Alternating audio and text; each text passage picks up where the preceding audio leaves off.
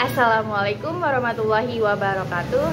Jumpa lagi dengan saya Hairnisa Aprilianti dari kelas 3C Ilmu Komunikasi Fakultas Ilmu Sosial dan Ilmu Politik.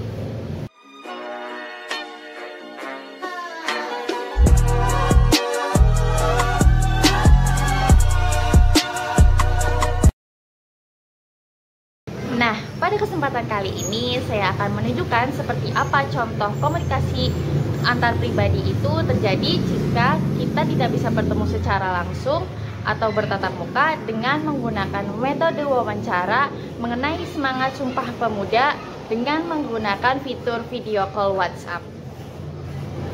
Wawancara ini dilakukan melalui video call WhatsApp karena terbatasnya waktu dan tempat yang saya punya sehingga saya tidak bisa menemui narasumber secara langsung.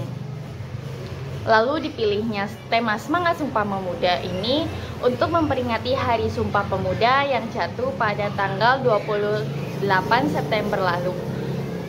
Sumpah Pemuda tersendiri merupakan peristiwa bersejarah bagi Indonesia yang juga merupakan suatu pergerakan kemerdekaan Republik Indonesia yang dilakukan oleh para pemuda dan pemudi Indonesia yang bersumpah dengan menyatakan janji satu tanah air, satu bangsa, lalu satu bahasa.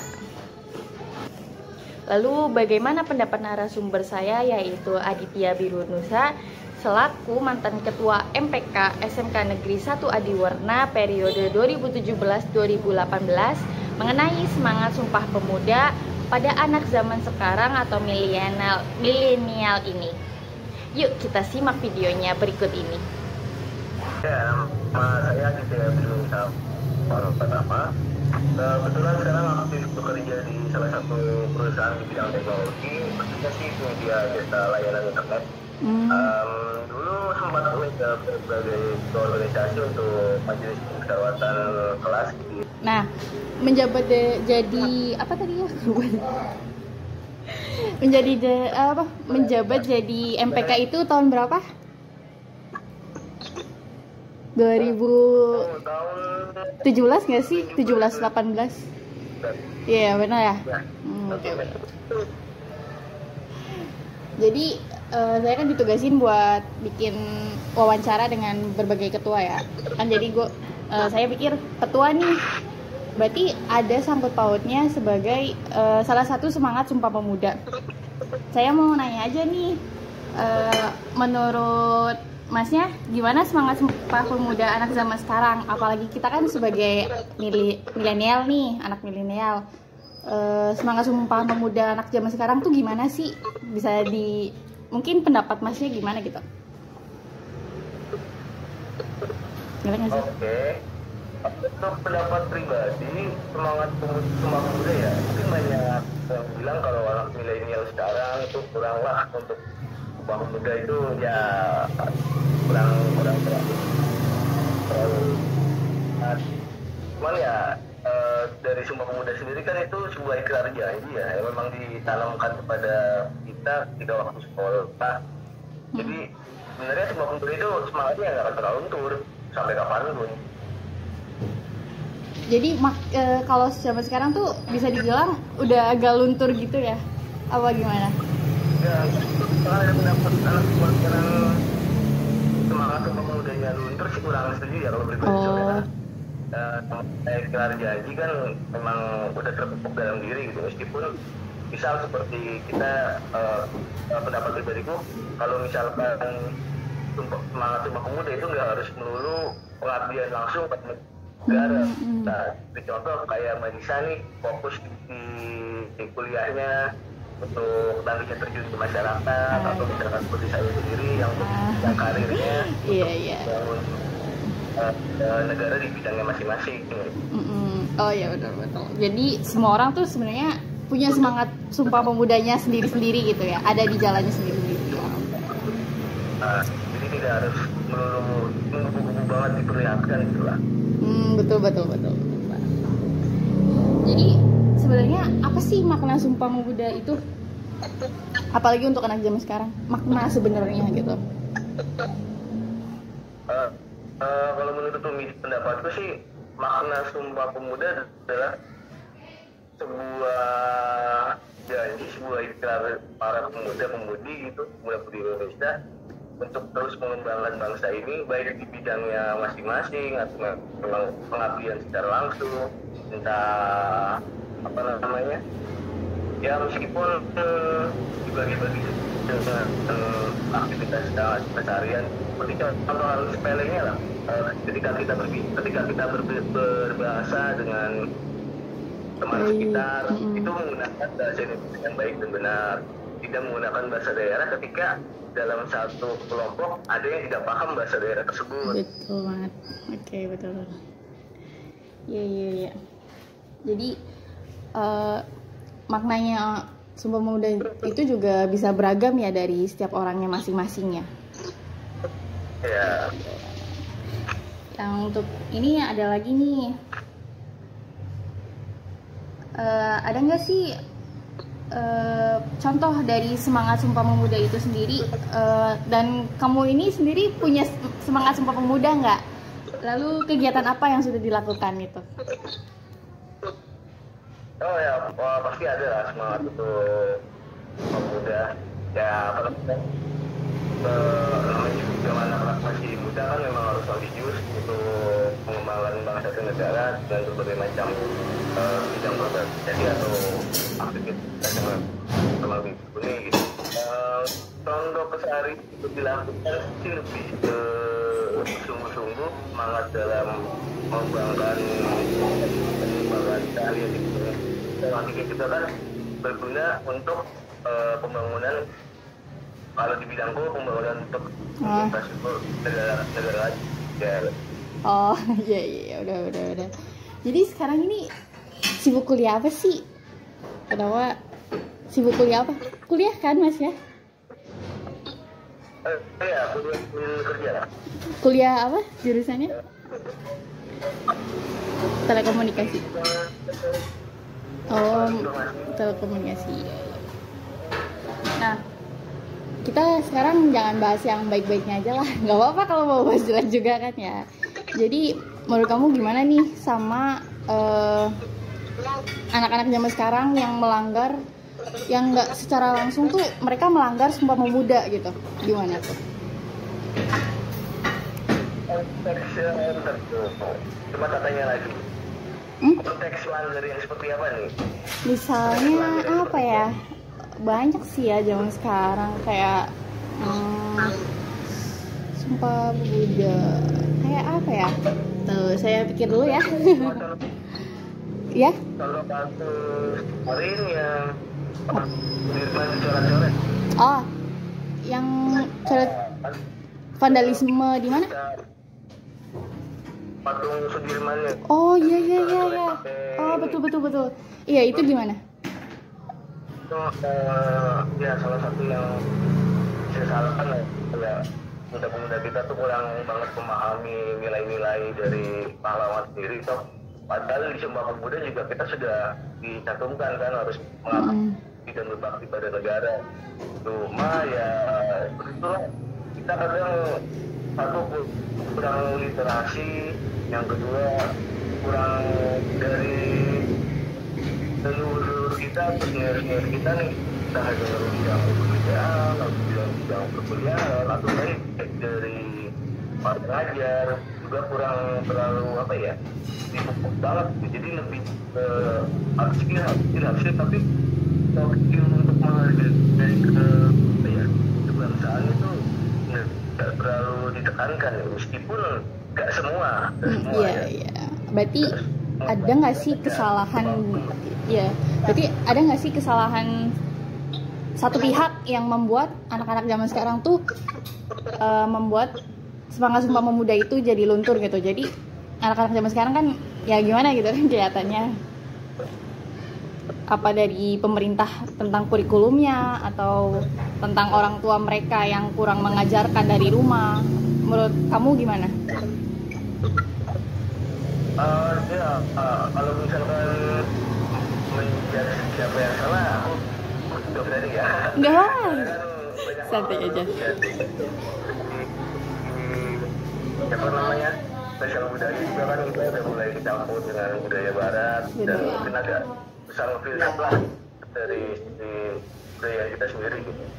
Dari segi orang tua pun masih bisa masuk, karena beberapa orang tua ada yang nggak terlalu menekankan nilai-nilai kemudian juga karena dengan kegiatannya masing-masing.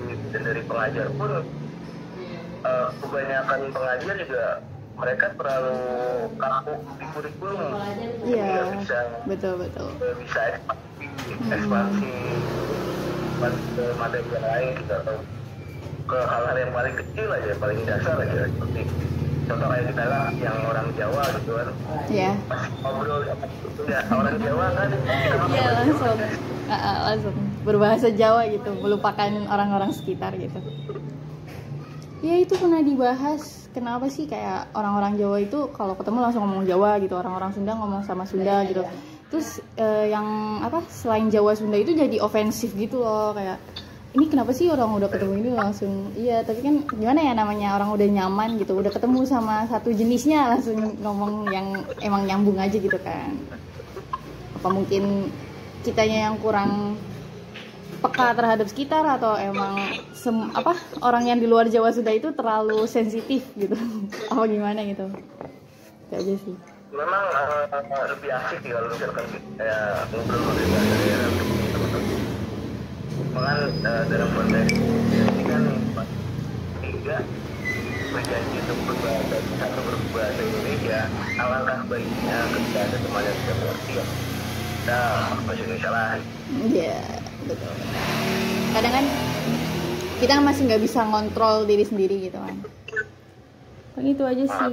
Tapi faktor pentingnya sendiri sih dari dalam diri sendiri. Iya sih. Kalau misalnya dari kita tidak pupuk rasa untuk pengabdian kepada negara, baik dari ya berbagai bidang hal, ya, itu bisa juga. Iya bisa. Nah, masalah pengajar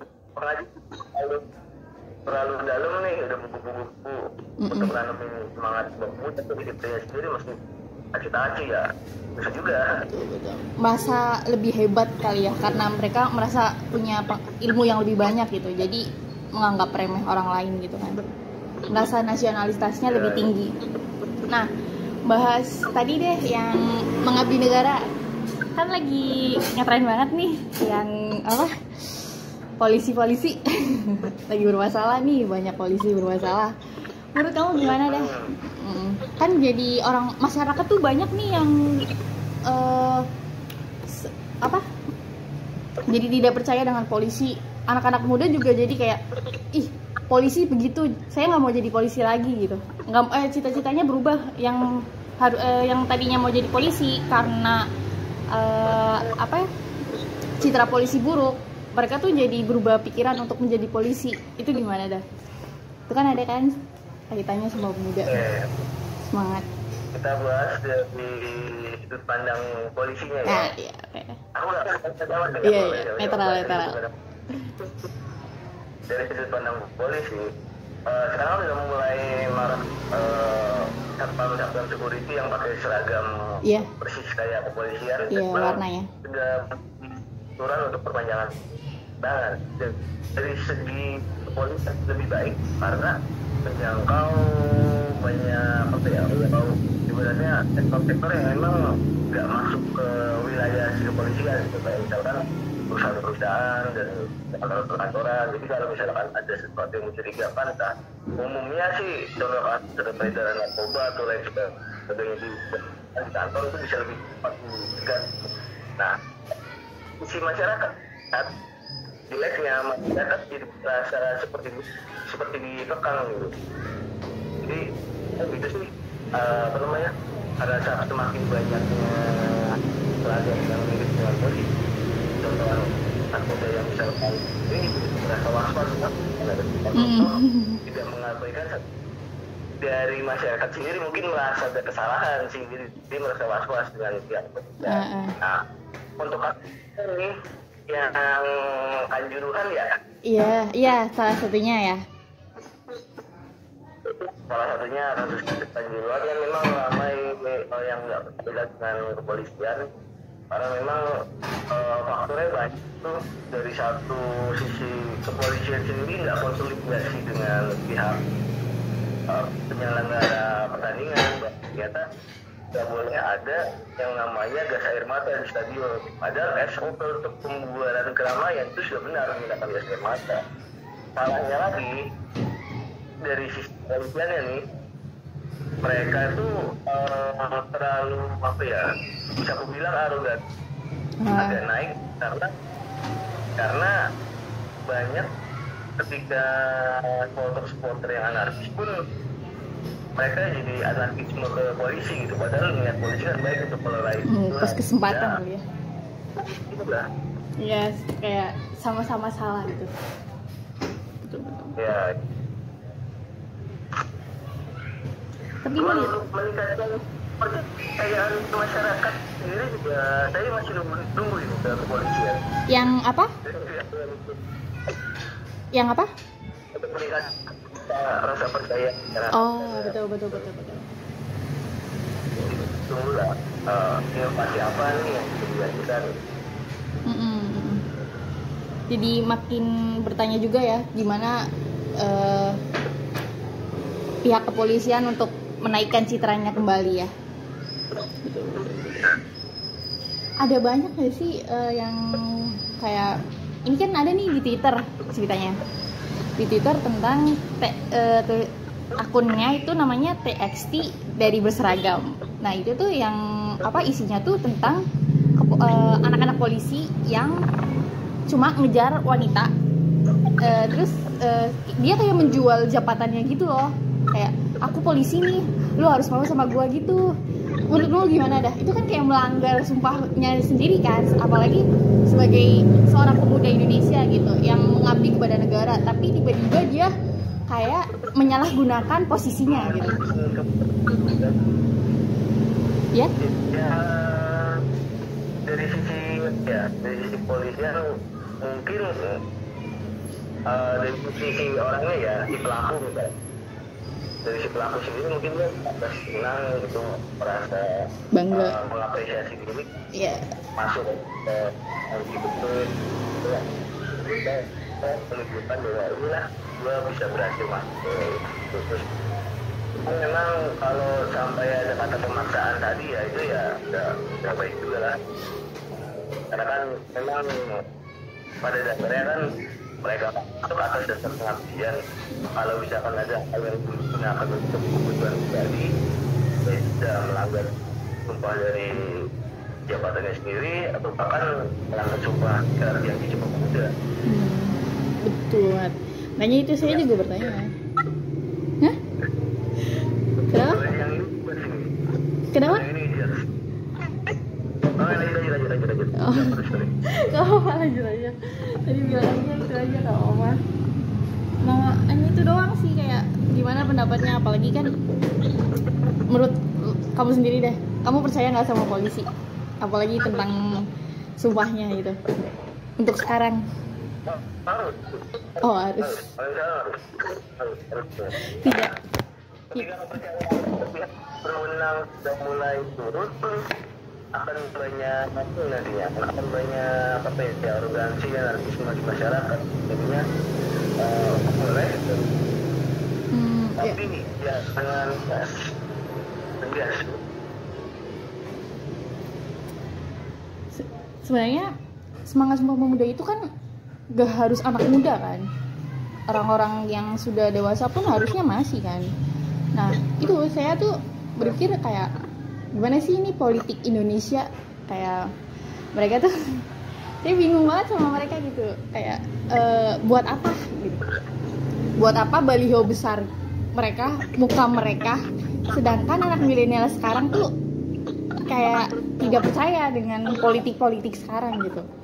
Apalagi sebentar lagi kan kita akan milih presiden baru di 2024 yang menurut baliho yang gede itu muka mereka yang besar itu, anak Gen Z sekarang tuh bakal percaya nggak sih sama mereka, kayak nggak ada aksi gitu loh. Jadi kalau mereka nggak milih juga berarti mereka nggak bilang tidak bernasionalis juga sih, cuma kan kurang ya. Gimana tuh? Jadi gini ya, aku berarti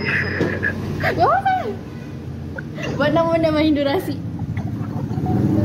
khususnya mungkin dari segi politik, umumnya anak milenial sekarang itu kurang terlalu aware, kurang terlalu percaya. Betul. Yang namanya politik, ya sebenarnya namanya politik ini kan gimana caranya supaya tujuan tercapai gitu dengan segala cara apapun.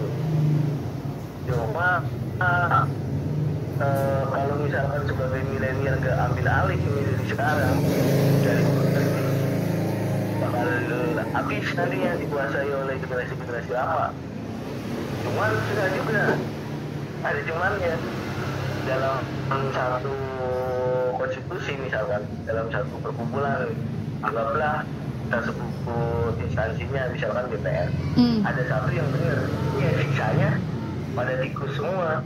Kalau nggak ikut, otomatis ya banyak singgir ya, itu susah juga. Nah itu. Jadi ini persoalan apa sih, susah. Nah, masalah jabatan-jabatan gitu kan di kampus ada nih, gitu kan, yang kan katanya kampus itu kan negara kecil gitu kan, maksudnya sebagai replika negara gitu kan. Itu juga melanggar salah satu Sumpah Pemuda nggak sih? Kan ada tuh yang jual beli jabatan juga kan, bukan jual beli sih, kayak ya itulah yang rumah-rumah kalau ada ketua BEM yang mau naik, nanti dia narik temennya juga gitu kalau temennya itu mendukung. Ya nggak sih? Oh ya, sebenarnya bisa juga sih. Jadi kalau misalkan apa ya, jangankan di ranah perkuliahan sih, kayak misalnya di ranah pekerjaan atau yang paling kecil gitu. Jadi kan apapun itu tindakannya sebenarnya melanggar kan, tapi ya, di zaman sekarang kayak normalisasi banget nggak sih jadinya? Iya, seperti tradisi lah. Iya.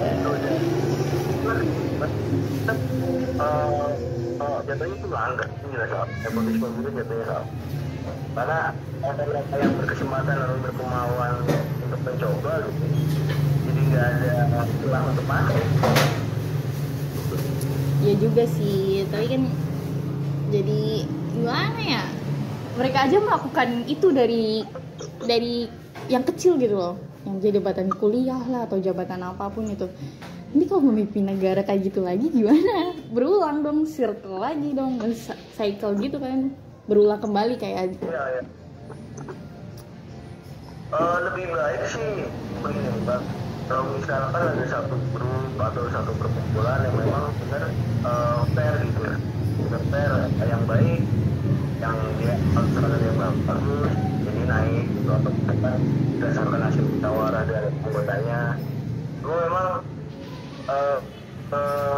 sulitnya karena memang udah mendarah daging ya, atau mungkin udah jadi tradisi kali. Nepotisme begitu udah jadi hal lumrah.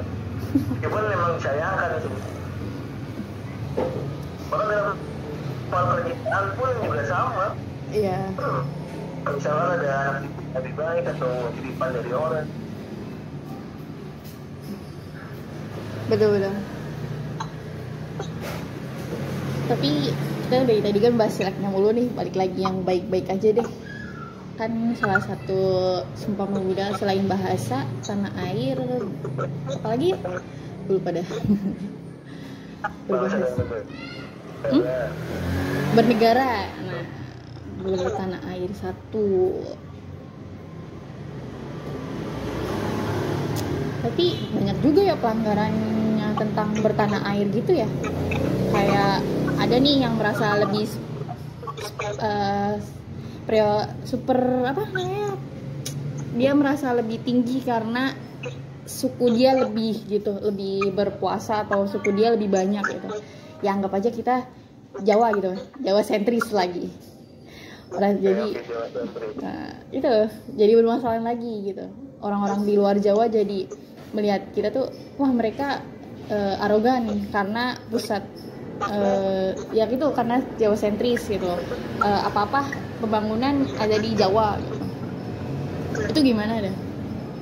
Menurut Sumpah Pemuda juga gimana? Berat juga ya. Banyak timbangan lah ya kalau misalkan kita bahas dari suku kita sendiri, misalkan yang mayoritas di Pulau Jawa lebih banyak orang Jawa. Kaitannya dengan Sumpah Pemuda memang harus lebih apa ya, lebih menghargai yang non Jawa atau minoritas suku lain ya. Memang balik lagi sih ke kesadaran masing-masing di situ untuk ininya, untuk rasa tanggung jawab dengan janjinya sendiri gitu, Sumpah Pemuda. Betul. Kan rasa ada yang mau itu aja. Makasih ya Dit sekali lagi buat luangin waktunya. Gue berhentiin dulu videonya, terus kembali popnya.